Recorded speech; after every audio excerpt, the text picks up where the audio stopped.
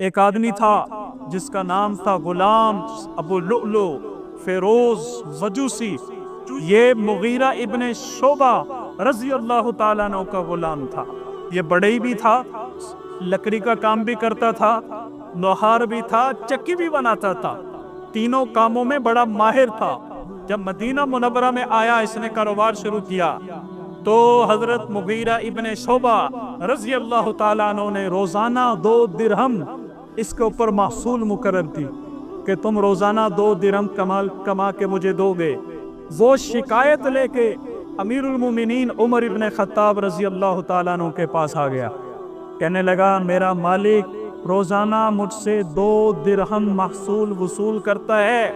آپ نے فرمایا تم کیا کام کرتے ہو؟ کہنے لگا اے عمر ابن خطاب رضی اللہ تعالیٰ عنہ، میں لکڑی کا بھی کام کرتا ہوں، میں چکی بھی بناتا ہوں اور میں لوہار بھی ہوں. حضرت عمر نے فرمایا بھئی اتنے ہنر رکھنے والا آدمی، اس کے اوپر 2 درہم کا محصول، یہ کوئی زیادہ نہیں. وہ ابو لؤلؤ فیروز مجوسی یہ بات سن کے نا اندر سے ہل گیا. کہتا ہے حضرت عمر نے میری بات کو توجہ سے نہیں سنا، میرے ساتھ معاذاللہ انصاف کا معاملہ نہیں کیا. حضرت عمر کا تو عدل کائنات میں مشہور، عدل فاروقی کی لوگ دنیا میں مثال دیتے ہیں. اس کے پاس ہنر اتنے زیادہ تھے. پھر حضرت عمر نے فرمایا ابو لؤلؤ، میں نے سنا ہے تو چکی بہت اچھی بناتا ہے. کہنے لگا ہاں میں بہت اچھی چکی بناتا ہوں. حضرت عمر نے فرمایا میرے لیے بھی ایک چکی بناؤ. کہنے لگا آپ کے لیے اسی چکی میں بناؤں گا جس کی شہرت مشرق اور مغرب میں ہو جائے. حضرت عمر اندر کی فراست سے سمجھ گئے کہ یہ مجھے قتل کی دھمکی دے رہا ہے، لیکن ظاہراً کوئی ثبوت نہیں تھا، اس لیے اس کے اوپر کوئی کارروائی نہیں کی. وہ چلا گیا. پہلے ہی جلتا بھونتا رہتا تھا حضرت عمر کے نام سے.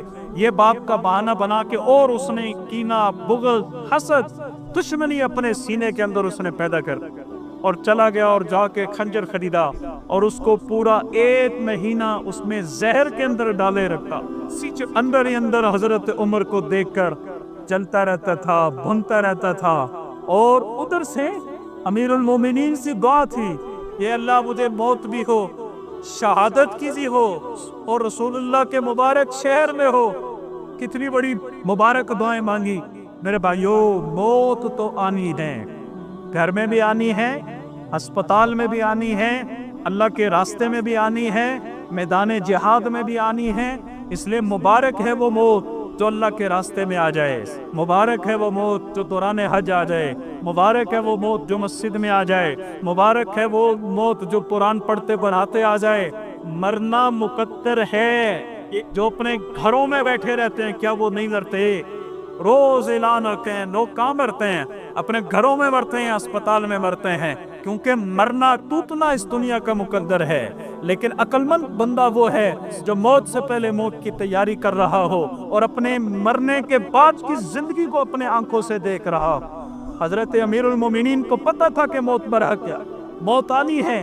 پھر اللہ سے وہ موت مانگی جو حق بھی ہو، شہادت بھی ہو، مصلی رسول کی بھی ہو، مدینہ پاک کی بھی ہو، اور اللہ تعالیٰ نے اس دعا کو قبول فرمایا. ایک دن فجر کی نماز کے لیے تشریف لائے اور فجر، چونکہ مسجدوں میں اس طرح چاندنا نہیں تھا، زیادہ سے زیادہ چراغ جلاتے تھے، اتنی زیادہ روشنی نہیں ہوتی تھی. حضرت عمر آواز لگاتے لگاتے آگے مصلی رسول پر، پیسہ پہ سیدھی کر لو. ابو لؤلؤ فیروز مجوسی وہ بالکل امیر المومنین عمر ابن خطاب رضی اللہ تعالیٰ عنہ کے پیچھے کھڑا تھا. تو جو ہی آپ نے نماز شروع کی، امیر المومنین عمر ابن خطاب کی نماز وہ سور تھی. اکثر و بیشتر بڑی صورتیں، سورہ کہف وغیرہ فجر کی نماز میں تلاوت کرتے تھے اور بہت زیادہ نماز کے اندر رویا کرتے تھے. ایک دفعہ نماز پڑھا رہے تھے، سورہ کہف پڑھ رہے تھے، جب یہ آیت پڑھی نا، انما اشکو بثی وحزنی الی اللہ واعلم من اللہ ما لا تعلمون، ایسے نماز میں روئے کہ ہچکیاں بن گئی، سانس رک گیا، آواز آنا بند ہو گئی. اتنا زیادہ اللہ کے خوف سے رویا کرتے. ان کی نمازیں تھیں شور. اللہ معاف کریں، ہماری نماز میں تو 4 رکعت کی نماز میں اللہ کا خیال بھی نہیں آتا کہ ہم کہاں کھڑے ہیں، کس کے سامنے کھڑے ہیں، کیوں کھڑے ہیں. ان کی نمازیں بڑی جاندار نمازیں تھیں، تو اس بدبخت نے دوران نماز خنجر نکال کے سیدھا امیر المومنین کی پیٹھ میں زور سے مارا اور وہ خنجر آر پار ہو گیا۔ امیر المومنین عمر ابن خطاب گر گئے۔ صحابہ کرام نے نماز کو توڑنا چاہا، امیر المومنین عمر ابن خطاب نے اشارہ کیا کہ نہیں، نماز مت توڑو، نماز بڑی اہم چیز ہے۔ عبد الرحمن ابن عوف رضی اللہ عنہ کو اشارہ کیا کہ آپ آگے بڑھو، نماز مکمل کراؤ، یعنی اپنی شہادت کو گوارا کر لیا لیکن نماز کو توڑنا گوارا نہیں کیا۔ نماز کتنی اہم چیز ہے۔ اور جب خنجر لگا تو کئی دن تک، 2-3 دن تک بے ہوش بھی رہے، درمیان میں افاقہ ہوتا تھا۔ ایک دفعہ نماز کا ٹائم آیا اور آپ ہوش میں نہیں۔ ایک صحابی نے کہا مجھے پتہ ہے یہ کیسے ہوش میں آئیں گے۔ کہا جی کیسے ہوش میں آئیں گے؟ کہا ابھی آ جائیں گے، دیکھنا۔ جا کے کان نے کہا الصلاۃ یا امیر المؤمنین، نماز مومنی کے امیر۔ فوراً تو گوارا کر لیا، آنکھ کھل گئی اور فرمایا ہاں مجھے وضو کراؤ، نماز پڑھاؤ۔ میرے کانوں نے میرے نبی سے سنا ہوا ہے اس شخص کا اسلام میں کوئی حصہ نہیں ہے جو نماز نہ پڑھتا۔ نماز اتنی اہم چیز تھی ان کے ہاں، ہوش میں نہیں۔ آج ہمارا کیا حال، نماز کیسے ہم نے چھوڑ دی ہے، اللہ معاف کرے۔ 8 دن کے بعد صرف ایک جمعے کی نماز پڑھتے ہیں، 8 دن کے بعد صرف ایک جمعے کی نماز پڑھنے کے لیے مسجد میں آتے ہیں 8 دن کے بعد، باقی سارا ہفتہ چھٹی۔ مؤذن 5 مرتبہ دل میں حی علی الصلاۃ حی علی الفلاح کہتا ہے، لیکن ہمیں نماز کا کوئی خیال نہیں۔ تو صحابہ جب نماز پڑھتے تو بالکل جڑ جڑ کے کھڑے ہوتے، چھوڑ دی ہے اس کو باہر۔ ابو لولو فیروز مجوسی کو باہر نکلنے کا موقع نہیں ملا، اور وہیں جا کر اس نے مسجد نبوی کے اندر ہی اپنے آپ کو خنجر مار کے خودکشی کر لی اور واصل جہنم ہو گیا۔ تو یہ امیر المومنین عمر بن خطاب رضی اللہ تعالی عنہ ہے، جو کتنے خوش قسمت ہیں جن کو شہادت ملی کہاں؟ مدینہ پاک۔ شہادت ملی کہاں؟ مصلی رسول پہ۔ شہادت ملی کہاں؟ مصلی رسول پہ۔ اور شہادت ملی کس جگہ پر؟ دوران نماز مصلی رسول پر جن کو شہادت ملی۔ کتنی بڑی بات ہے، اپنے آپ اتنا بڑا اونچا مقام ہے، کتنی بڑی بات ہو رہی ہے، کتنا بڑا اللہ تعالیٰ نے اونچا مقام ان کو دیا ہے۔ قربان جائیں، کسی کی شہادت کی گواہی میدان بدر دے گا، کسی کی شہادت کی گواہی میدان احد دے گا، کسی کی شہادت کی گواہی کوئی جگہ دے گی، کوئی جگہ دے گی۔ قربان جائیں امیر المومنین عمر ابن خطاب، آپ کی شہادت گواہی وہ مصلی دے رہا جہاں ایک لمبے زمانے تک اللہ کے رسول صلی اللہ علیہ وسلم نے کھڑے ہو کے نماز پڑھائی، اتنا بڑا وہ مصلی گواہی دے گا، اتنی بڑی بات۔ اور 3 دن تک ہوش میں نہیں تھے، افاقہ ہوتا تھا، نماز پڑھتے تھے، اشارے کرتے تھے، وضو فرماتے تھے۔ جب آخری ٹائم آیا تو حضرت عبداللہ ابن عمر رضی اللہ تعالیٰ عنہ نے سر مبارک اٹھا کے اپنی ران پہ رکھ لیا، اتنا زیادہ اللہ کا خوف، فوراً اپنے سر کو ایسے جھٹکا دے کے نیچے گرا دیتے اور مٹی کو اپنے سر پہ ملتے تھے کہ رسول، اور کہتے تھے اے عمر، اگر تیرے رب نے تجھے معاف نہ کیا تو تو ہلاک ہو جائے گا۔ میرے بھائیوں، وہ معاف شدہ لوگ تھے، وہ یقینی جنتی لوگ تھے۔ حضرت عمر کو تو بارہا جنت کی بشارت ملی ہے، لیکن یہ میری اور آپ کی تعلیم کے لیے تھا۔ اور اپنے بیٹے عبداللہ ابن عمر کو فرمایا کہ جب میرا جنازہ تیار ہو جیسے جاؤ ام المومنین سیدہ عائشہ صدیقہ رضی اللہ تعالیٰ عنہ سے سوال کرو، پوچھو کہ آپ کا بیٹا عمر، اس کی خواہش ہے کہ میں روضہ رسول میں جناب رسول اللہ صلی اللہ علیہ وسلم کے پہلو میں دفن ہونا چاہتا ہوں۔ یقینی جب اجازت مانگی گئی تو اماں جان نے کہا کہ یہ جگہ تو میں نے اپنے لیے رکھی ہوئی تھی، لیکن میں اپنے اوپر کہ عمر ابن خطاب کو ترجیح دوں گی کہ وہ ساری زندگی آمنہ کے لال کے ساتھ۔ مختلف روایات آتی ہیں، آپ نے فرمایا میں ابو بکر اور عمر، میں ابو بکر اور عمر، میں ابو بکر عمر چلے، میں ابو بکر عمر بیٹھے۔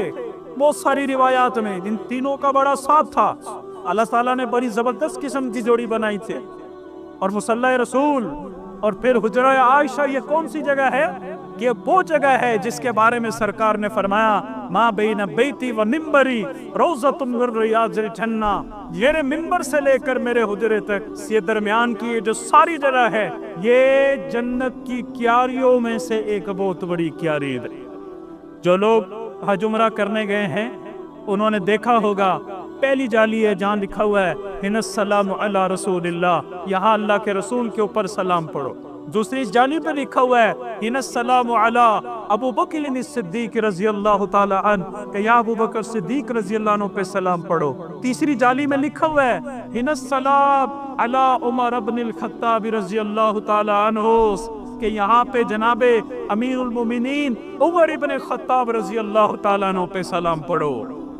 اور پھر اپنے بیٹے کو وصیت کی کہ ایک دفعہ تو آپ نے اجازت لے لی جب میرا جنازہ اٹھا کے لے کے چلو نا، پھر ایک دفعہ جنازہ پڑھنے کے بعد ماں رکھ دینا، دوبارہ سے اماں جان سے اجازت مانگنا، اگر وہ اجازت دے دے تو روضہ رسول میں دفن کر دینا، وگرنہ جنت البقیع میں دفن کر دینا۔ قربان جائیں سیدہ عائشہ صدیقہ کے ظرف پر، انہوں نے اپنے اوپر، کیونکہ وہ حجرہ بھی سیدہ عائشہ کا تھا، ایک ان کے والد محترم کی قبر تھی، ایک ان کے قامن کائنات کے دلے اور سردار حضرت محمد مصطفیٰ صلی اللہ علیہ وسلم کی مبارک قبر تھی۔ اپنی اجازت لے دی، لیکن انہوں نے اپنے اوپر امیر المومنین عمر ابن خطاب رضی اللہ عنہ کو ترجیح دی، اور ترجیح دے کے انہوں نے عمر ابن خطاب رضی اللہ تعالیٰ عنہ کو روضہ رسول میں دفن ہونے دیا۔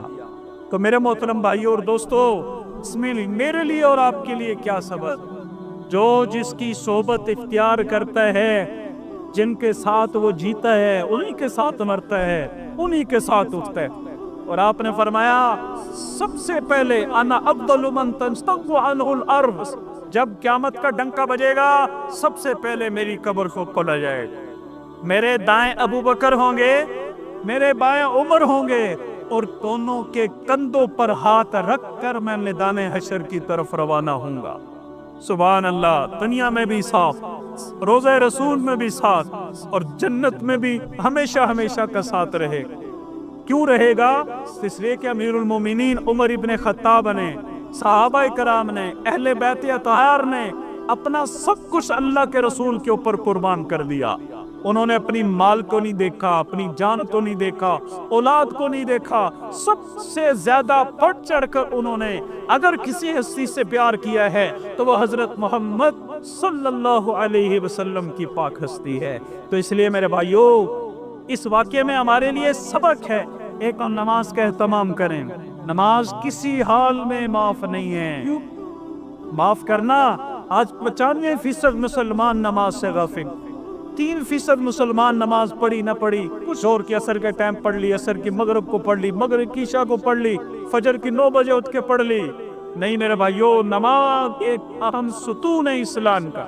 اب یہ دیکھو ہمارا چھت کھڑا ہے، یہ ستون ہے، اگر درمیان سے ستون ہٹا دیے جائیں یہ چھت قائم نہیں رہے گا۔ آپ نے فرمایا الصلاۃ عماد الدین، نماز دین کا ستون ہے۔ فمن اقامها فقد اقام الدین، جس نے نماز کو قائم کیا اس نے دین کو قائم کیا۔ ومن هدمها فقد هدم الدین، جس نے نماز کو گرا دیا اس نے دین کی بلڈنگ کو گرا دیا۔ کفر اور اسلام کے درمیان میں فرق کرنے والی چیز نماز ہے۔ تو یکم محرم الحرام کا یہ پیغام ہے، من نمی دانم کے جنوری فروری، ہمارا سال تو محرم سے شروع ہوتا ہے۔ فارسی کا شاعر کہتا ہے میں نہیں جانتا جنوری فروری کیا ہے، حالانکہ سورج بھی اللہ نے پیدا کیا، یہ جو جنوری فروری میں نے یہ سورج کے اعتبار سے، اور یہ محرم صفر ربیع الاول یہ چاند کے اعتبار سے، یہ دونوں مہینے اللہ کے پیدا کرتا ہے۔ لیکن مسلمان اسلامی تاریخوں کے اعتبار سے چلتا ہے، چاند دیکھ کے عید کرتا ہے، چاند دیکھ کے روزہ رکھتا ہے۔ تو محرم الحرام کی پہلی تاریخ کا یہ پیغام ہے کہ مرتے مرتے مر جاؤ لیکن نماز مت چھوڑو، یکم محرم الحرام کا یہ پیغام ہے، اگر عشق مصطفیٰ میں جیو گے تو پھر عشق مصطفیٰ میں موت آئے گی، اور پھر عشق مصطفیٰ والوں کے ساتھ حشر ہوگا، اور پھر جنت الفردوس میں سرکار دو عالم صلی اللہ علیہ وسلم کا پڑوس نصیب ہوگا۔ یہ یکم محرم الحرام کا پیغام ہے کہ اپنے آپ کو، اپنی مرضی کو ختم کر دو، سرکار دو عالم صلی اللہ علیہ وسلم کی مرضی کو فالو کرو، ان کی مرضی کو دیکھو کہ وہ کیا چاہتے ہیں، کیا مرضی ہے، کیا منشا ہے۔ تو میرے بھائیوں، اس واقعے کے اندر میرے لیے اور آپ کے لیے بہت بڑا سبق ہے۔ تو آؤ پھر ہم سب نیت کر لیں کہ جس طرح امیر المومنین عمر ابن خطاب نے اللہ کے رسول سے لاڈ کیا، پیار کیا، اپنا سب کچھ ان کے اوپر قربان کیا، یہاں تک کہ ان کے نام پہ چھان دے دی، کو ہم سب کے دل میں یہ جذبہ پیدا ہو جائے کہ ہم بھی انشاءاللہ اللہ اور اس کے رسول کے نام پہ جان دیں گے، نماز کا اہتمام کریں گے، بقیہ ساری زندگی صاحب شریعت حضرت محمد صلی اللہ علیہ وسلم کی غلامی میں گزاریں گے۔